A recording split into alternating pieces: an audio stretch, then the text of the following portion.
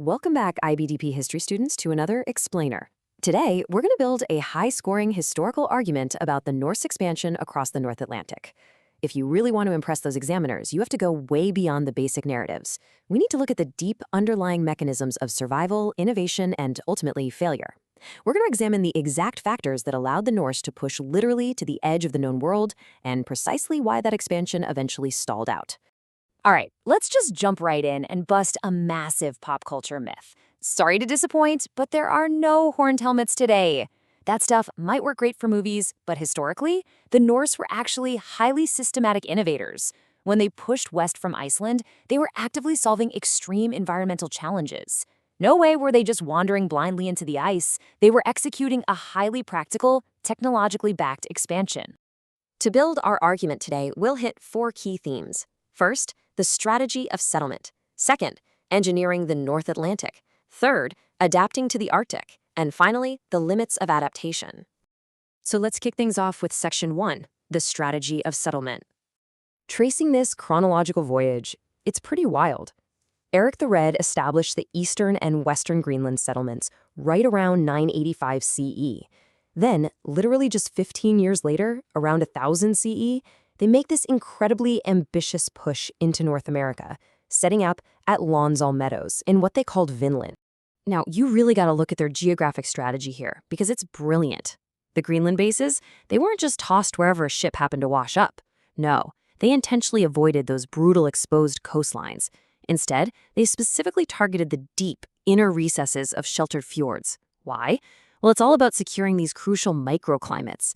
These spots blocked the freezing Arctic winds and gave them just enough viable soil for a little bit of vegetation. It wasn't luck. It was absolutely calculated survival. And as we move further west into Vinland, the archaeological evidence shows us something completely different. Lonsdal Meadows wasn't a permanent farming village like the ones in Greenland. It was actually this highly innovative transshipment hub. Think of it like a strategic, year-round base camp.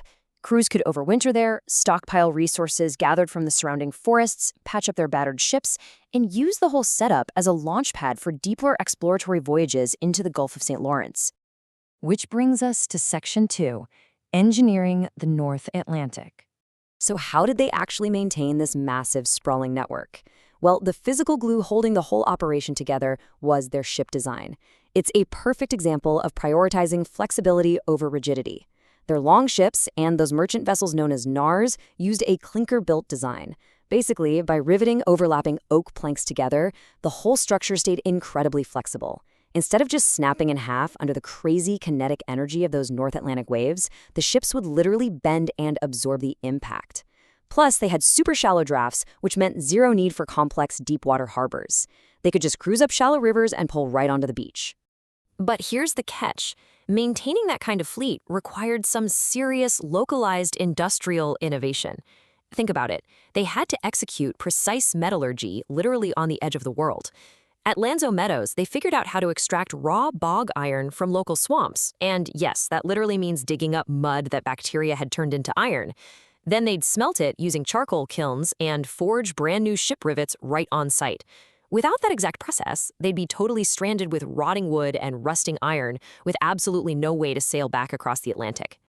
All right, moving right along to Section 3, adapting to the Arctic.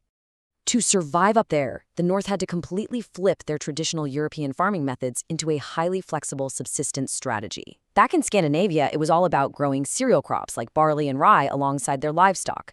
But in Greenland, the growing seasons were so short, green was practically impossible.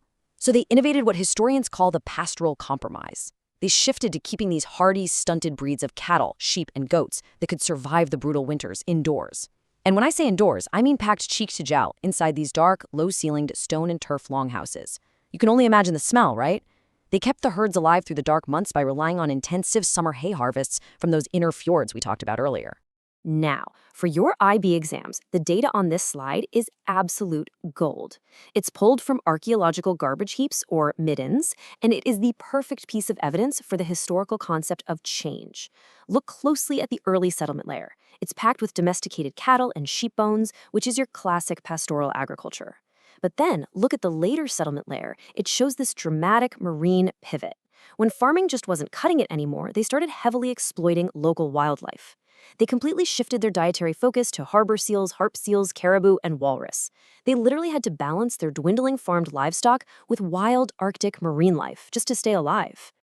And that leads us to our final section, number 4, the limits of adaptation.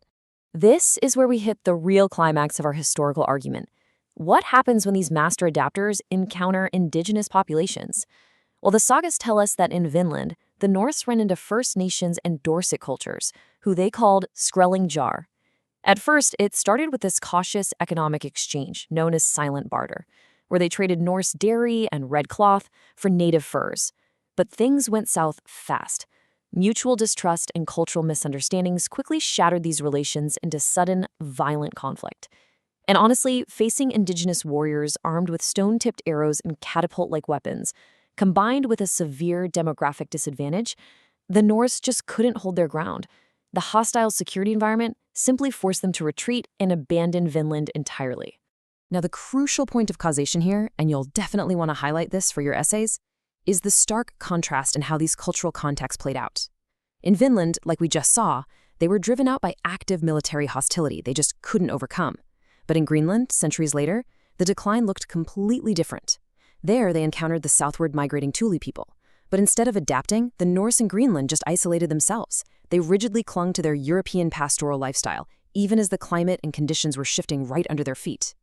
And that's the real tragedy, because the Thule, who are the ancestors of the modern Inuit, possessed incredibly advanced Arctic survival innovations. We're talking toggling harpoons, skin kayaks known as kayak, and highly sophisticated whale hunting tech. Yet, historically, the Norse completely failed to adopt any of it.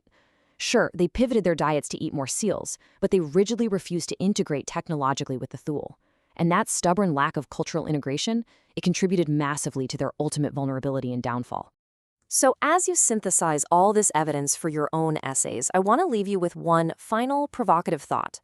We know the Norse conquered the North Atlantic thanks to their incredible flexibility in settlement, engineering, and diet. So, was it really the harsh, changing environment that ultimately defeated them? Or was it their own fatal refusal to maintain their greatest strength, their ability to adapt? Keep that question front and center as you build your arguments. Thanks so much for hanging out with me in this explainer, and good luck with your studies.